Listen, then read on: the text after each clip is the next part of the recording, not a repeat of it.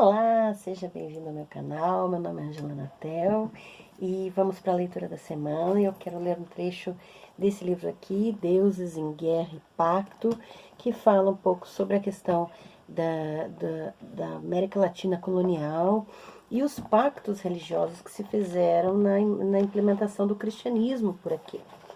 Então eu quero ler um trecho do capítulo chamado Um Deus em Polissemia.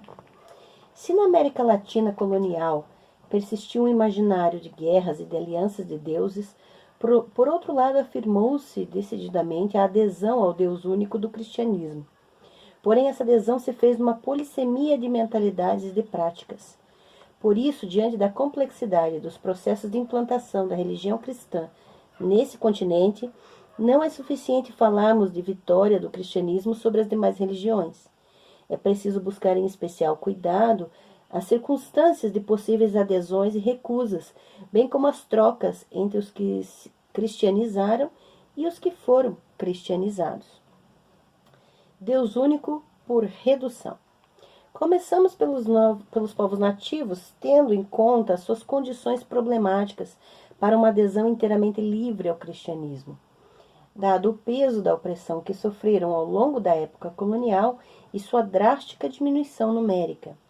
Desde o início da época colonial, a missão cristã junto aos nativos se fez principalmente através das reduções que consistiam em ajuntá-los em determinados lugares para estabelecer costume entre eles, controlá-los e convertê-los à fé cristã.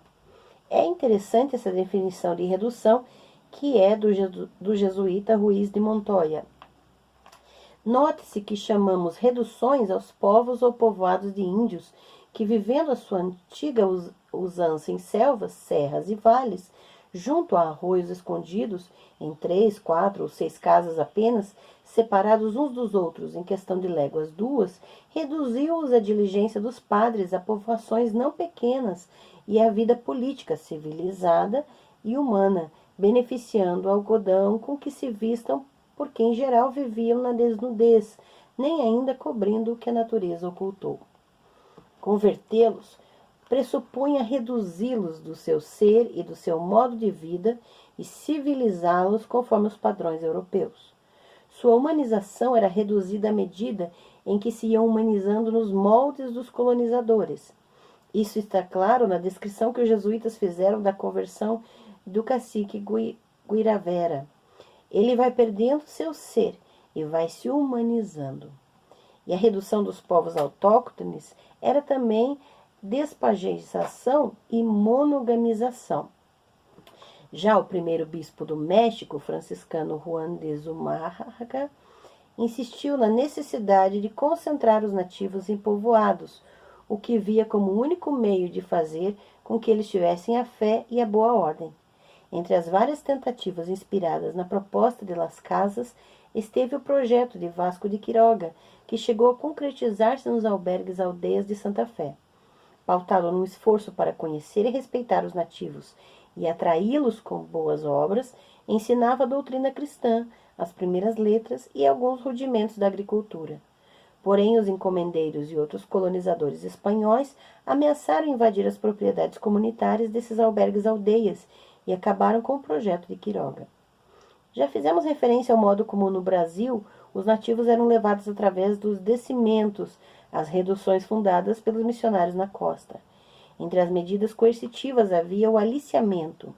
Os jesuítas, por exemplo, para fazê-los abandonarem seu habitat, aliciavam-nos com promessas de proteção e liberdade e também com objetos materiais, como machados de ferro, roupas, comida abundante e aguardente. A história dos guaranis missioneiros no sul do continente americano, na Bacia Platina, entre os rios Paraná e Uruguai, é também uma história de jesuítas. Em suas mãos, eles chegaram a ter cerca de 30 povoados guaranis reduzidos, cujo florescimento foi notável ao longo do século XVII. Não obstante terem continuado ali o velho modelo missionário de praxe, com a imposição do latim, da liturgia e da civilização europeia ocidental, aqueles jesuítas tiveram o mérito de alcançar certo grau de contradição com o poder colonial. Além disso, como reconhecem muitos pesquisadores, os guaranis aceitaram sua tutela e se converteram sinceramente ao cristianismo. No entanto, O pioneirismo se deve a um segmento de franciscanos que lhes abriram caminho desde a primeira metade do século XVI. Em 1538, os frades Bernardo de Armenta e Alonso Lebrun chegaram à ilha de Santa Catarina, no Brasil, com a intenção de reduzir os guaranis da região costeira do Atlântico Sul. Só alguns meses depois, Armenta escreveu ao Conselho das Índias que era preciso enviar lavradores e artesãos de toda classe, pois seriam mais úteis que os soldados, e acrescentou: é mais fácil atrair esses selvagens por meio da doçura que por meio da força. Ao conhecer um pouco a história dessas guerras de deuses na América Latina, fica mais evidente o porquê de estarmos como estamos em relação aos povos indígenas no nosso país. É interessante quando eu leciono educação étnico-racial, cultura indígena e afro-brasileira, há muitos questionamentos nesse sentido. Ah, mas os povos indígenas são perigosos e coisa assim. Sem um mínimo de conhecimento da realidade que esses povos sofreram para estar na condição em que se encontram.